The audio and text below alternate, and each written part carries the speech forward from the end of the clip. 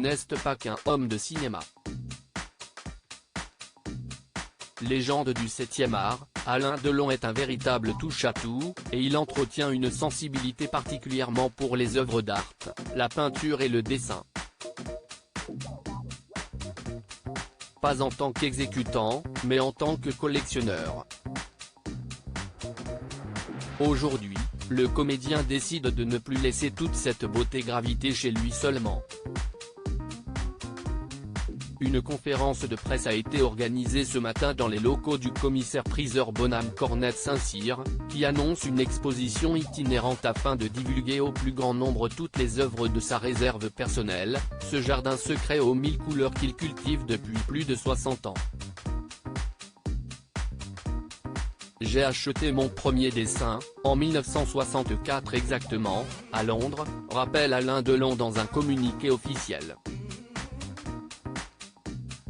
Au fil des années, j'ai acquis des dessins, des tableaux et des sculptures qui ont su m'émouvoir, me parler et même parfois me consoler. Ces œuvres m'ont accompagné pendant de nombreuses années et ont fait partie de ma vie.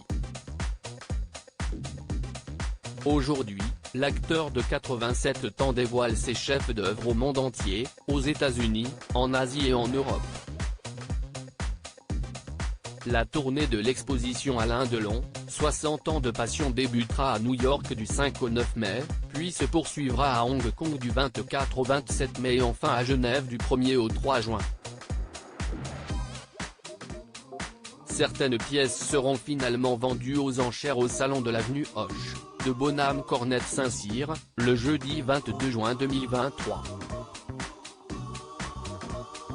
Ces œuvres merveilleuses ont bercé mon enfance riche en œuvres sculptées avec un beau corpus de dessins issus de la Renaissance italienne et de rares feuilles des grands maîtres français du XIXe siècle. La collection d'Alain Delon est composée d'œuvres signées des plus grands noms de l'histoire de l'art, tels que Véronèse, Beccafumi, Corot, Delacroix, Millet, Dufy, ou Glaise.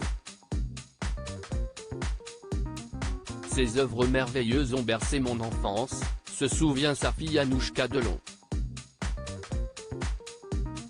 Aujourd'hui, je suis infiniment heureuse que le monde les découvre, après toutes ces années passées dans l'intimité de la collection de mon père. Je sais qu'elles ont été pour lui de fidèles compagnons, qu'elles lui ont procuré des joies immenses. Aujourd'hui, et si est-il le destin de toute œuvre d'art, elles vont partir vers de nouveaux horizons, rejoindre d'autres collections. Je souhaite de tout cœur qu'elles soient regardées avec autant d'amour qu'elles l'ont été ces 60 dernières années.